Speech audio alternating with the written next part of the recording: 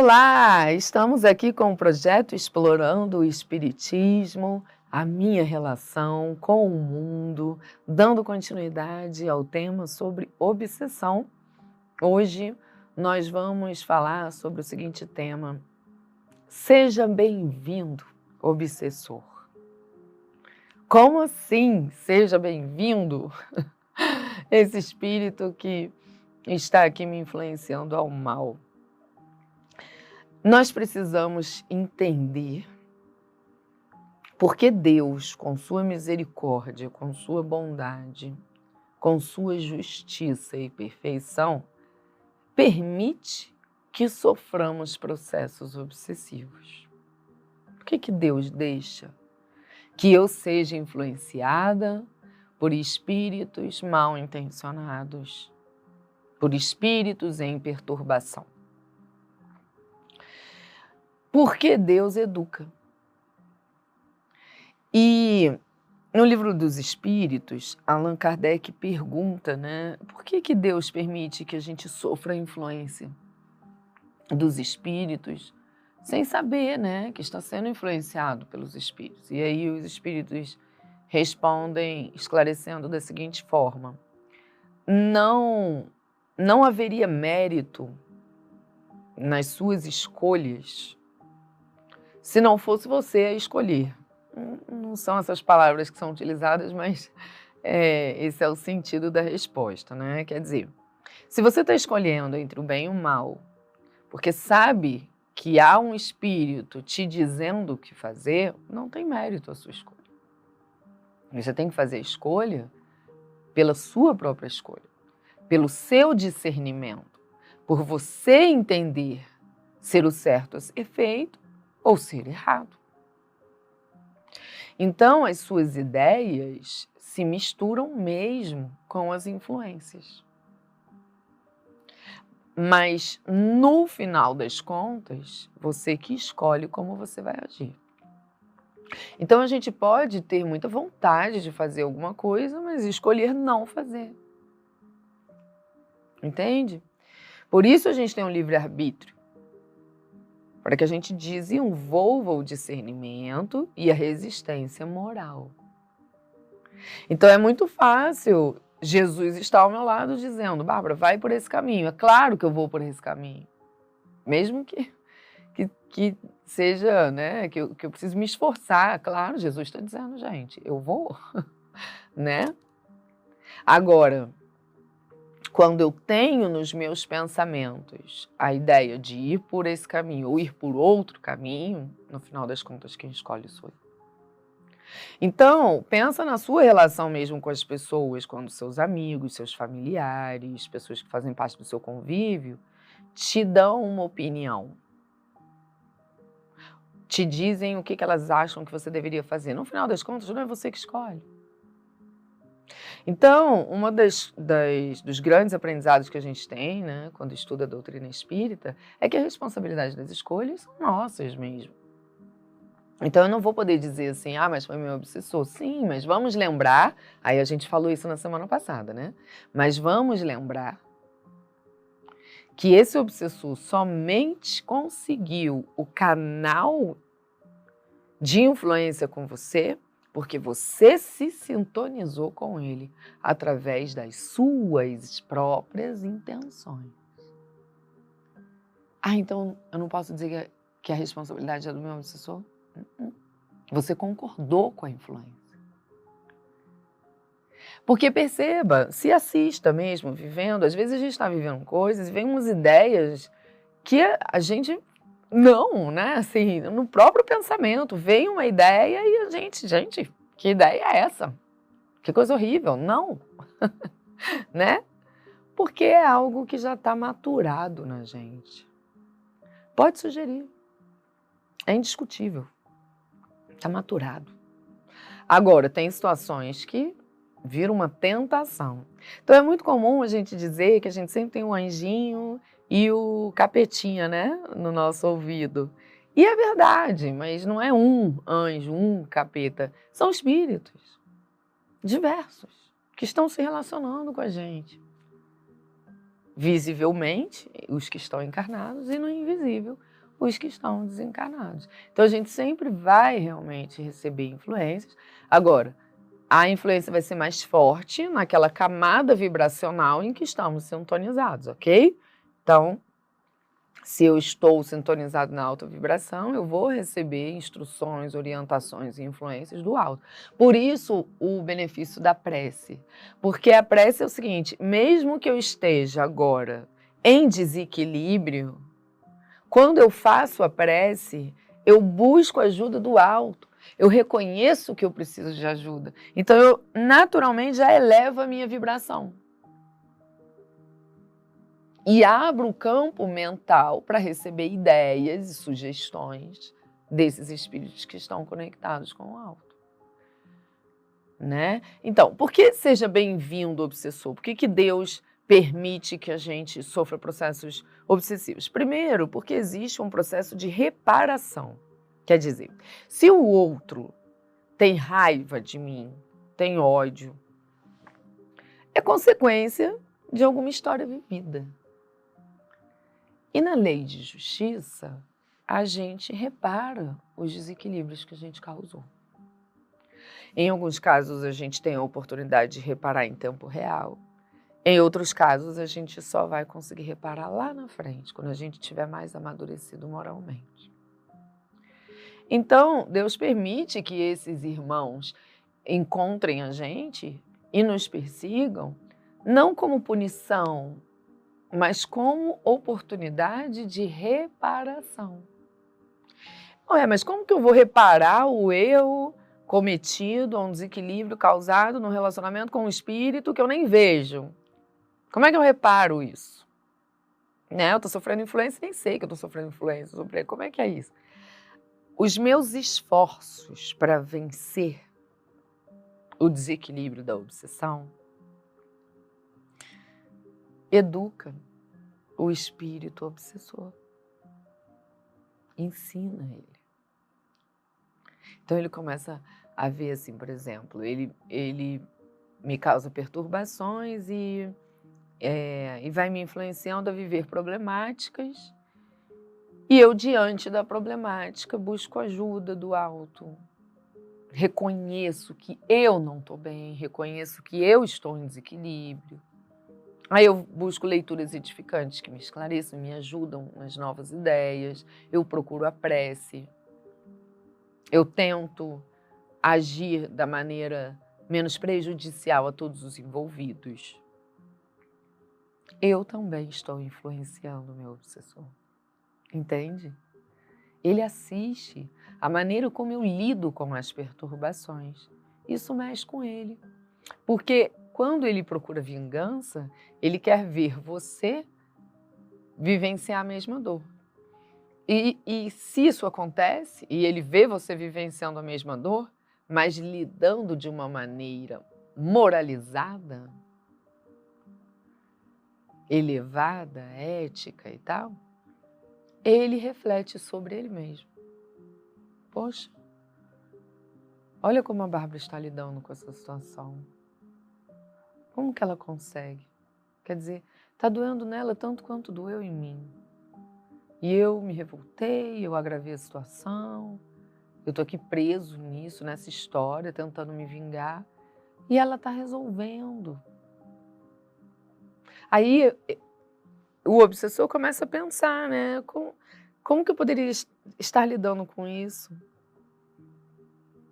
Será que eu também não deveria buscar esse mesmo caminho? Entende? E aí eu influencio ele. Então eu curo o obsessor. Porque quando ele começa a ter reflexões elevadas, ele eleva a vibração dele. E aí a espiritualidade maior consegue se aproximar dele, acolher a sua dor e direcioná-la. Então é uma relação de salvação das duas partes envolvidas. Porque para que eu vença a má influência, eu busco recursos edificantes. e eu acabo influenciando o outro a construir a própria harmonia, a se reequilibrar e a seguir em frente. Pronto. Houve a reparação. Se um dia fui eu que o coloquei nesse estado de perturbação, hoje eu é que colaboro para o seu reequilíbrio. Entende? Então, o obsessor não é essa coisa, né, ruim, não é uma guerra. Não é uma guerra com ele. É uma relação, por incrível que pareça, de uma história de amor. Primeiro que, para que ele tenha raiva de você, significa que em algum momento ele teve expectativas positivas. E se ele teve expectativas positivas, mesmo que frustradas, quando ele teve as expectativas positivas, ele tinha um sentimento positivo por você. E aí a gente vai restabelecendo isso, né? E tem todo tipo de obsessor, e cada um tem a sua linguagem. Como eu disse na semana passada, eles possuem motivações diferentes, né, para nos influenciar. Então, existe aquele que quer vingança, existe aquele que quer ajudar, que quer estar perto e acaba não favorecendo. Ah, mas por quê? Se minha mãe desencarnou e ela fica aqui tentando me fazer descobrir que estão me traindo, isso não é bom? Não. Porque se Deus permite que eu esteja vivendo a experiência que eu estou vivendo, é porque existe um processo educativo aqui. Não cabe a ela vir revelar. Se coubesse a ela vir revelar, seria revelado nitidamente. Se chegou o momento do desencarne, segue. Quem fica aqui continua aprendendo. E aí existem algumas maneiras, né, da gente identificar a presença desse obsessor nas nossas vidas. E aí eu vou ler aqui, né, ainda no capítulo 23 do Livro dos Médiuns, que eu citei na semana passada, no item 243, ele traz algumas das formas de reconhecermos que estamos nessa relação obsessiva, né? Então, por exemplo, insistência de um espírito em comunicar-se com a gente. Os médiums possuem essa percepção com mais facilidade, né? Mas, de novo, o filme Ghost retrata muito bem isso, né? Um espírito que quer se comunicar, ele insiste com aquela médium, eu quero me comunicar. Ele não aceita, né, a fluidez do próprio processo de desencarne dele. Ilusão que, não obstante a inteligência do médium, o impede de reconhecer a falsidade e o ridículo, né, das comunicações. Então, o que isso significa? Eu estou tão conectada com esse espírito obsessor que as ideias dele se misturam com a minha e, sem perceber, cada vez mais eu estou envolvida com as ideias dele, a ponto de chegar ao ridículo, de defender bandeiras inadequadas, de trazer argumentos sem base moral, né? Defender comportamentos absurdos. Então eu chego ao ridículo, sem perceber, né? Outro tópico que ele traz, crença na infalibilidade e na identidade absoluta dos espíritos. Quer dizer, eu acredito que eu não falho e acredito que só os espíritos elevados é que me influenciam. Quando a gente fala do médium em si, então é um perigo o médium dentro do processo obsessivo, porque o obsessor é inteligente. Como eu disse, qualquer um de nós pode ser obsessor se a gente estiver num estado de perturbação e começar a perseguir alguém, encarnado ou desencarnado. Então, o obsessor é um espírito inteligente. Ele cada vez desenvolve mais o poder persuasivo dele. Então, ele usa linguagens próximas à sua, para que você receba a influência dele, acreditando mesmo seus próprios pensamentos. Porque quando a linguagem é muito diferente, né? Como eu disse, às vezes a gente, que pensamento é esse que vai estar vindo? Que linguagem é essa? Que palavra é essa? Esse linguajar não faz parte do meu, eu não sou assim. Né? Então eles vão tentando cada vez influenciar com uma linguagem mais equivalente à minha, para passar despercebido. E aí, às vezes, o médium está transmitindo mensagens em nome de espíritos elevados, mas quem transmitiu a mensagem foi o obsessor. Porque qualquer um de nós que tem conhecimento, né, da moral, dos ensinamentos de Jesus, a gente pode se passar por um espírito de luz, gente. Né? É só ir lá, falar aquelas palavras e assinar, Joana de Ângeles. Põe aí, médium, Joana de Ângeles. E sou eu, espírito extremamente imperfeito que sou, entende? Então, o que nos ajuda a discernir? Conhecimento. Por isso que é muito importante a gente ir atrás mesmo do conhecimento. Aí ele continua. Aceitação pelo médium dos elogios que lhes fazem. Né? Então, as minhas atitudes, mesmo que inadequadas, as minhas palavras, né, mesmo que inadequadas, são aplaudidas. Sempre terão os que vão nos aplaudir. E aí aquilo fortalece ainda mais meu vínculo com o obsessor, porque eu gosto disso, né? Então eu quero continuar falando, agindo assim. Eu estou obsidiado. Não sou nem mais eu. O espírito cada vez vai assumindo mais, porque eu vou deixando. Lembra do que a gente falou sobre a desmistificação da obsessão. Eu é que escolho viver a influência. Aí ele continua, leva a mal a crítica que recebe.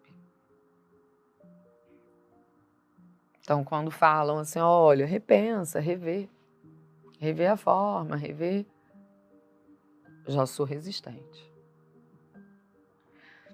Pela própria influência mesmo do obsessor, tudo que ele quer é que você continue assim. Então ele tenta te afastar das pessoas que te influenciam ao bem.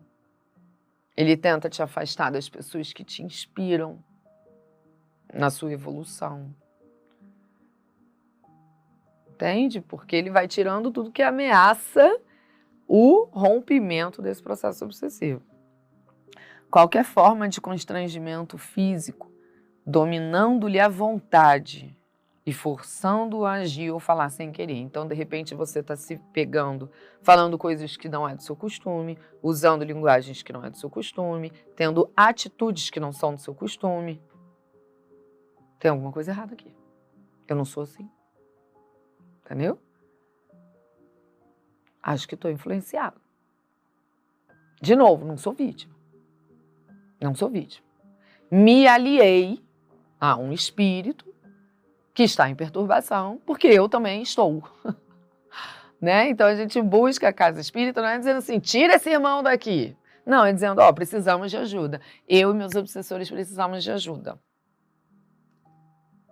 E aí no tratamento desobsessivo é isso mesmo. Todas as partes são ajudadas. Porque não adianta conseguirem acolher e direcionar esse irmão ao alto, e aí eu saio da casa espírita e saio do tratamento e continuo me vinculando com espíritos em perturbação. Então eu concluo um processo obsessivo e começo outro, entende?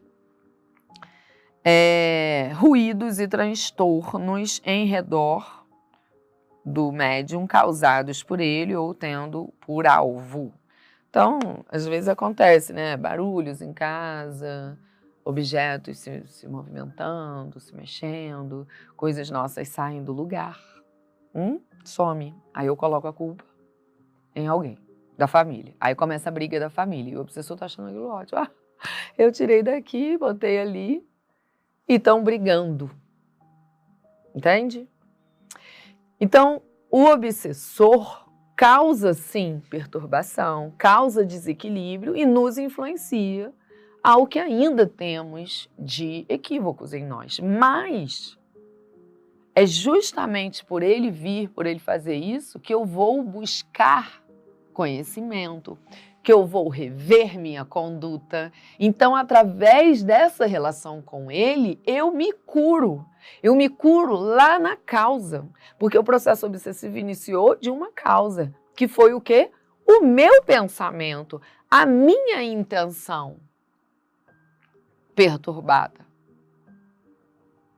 Então, quando ele vem e entra nesse pacto comigo e começa a me perseguir, me influenciar, ele está dando continuidade a um desequilíbrio que nasceu em mim.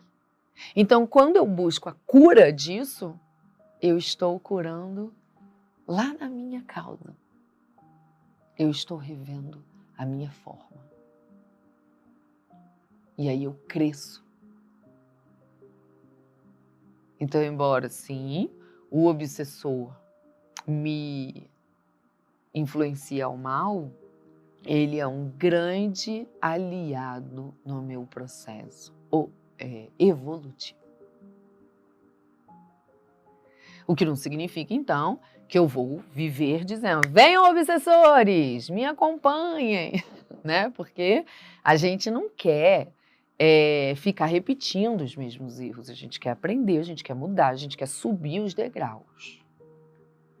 Mas é importante a gente ver o sentido de Deus permitir que em determinados momentos soframos o processo obsessivo.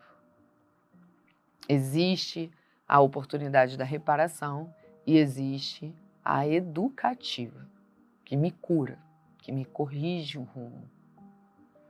Então, vamos desconstruir o medo do processo obsessivo, compreender que é muito mais natural do que a gente imagina, compreender que não tem como passar uma trajetória sem viver diversos processos obsessivos, que por mais que sejamos bem intencionados e espiritualizados, passaremos por fases em que é natural a nossa baixa de energia e eles vão vir.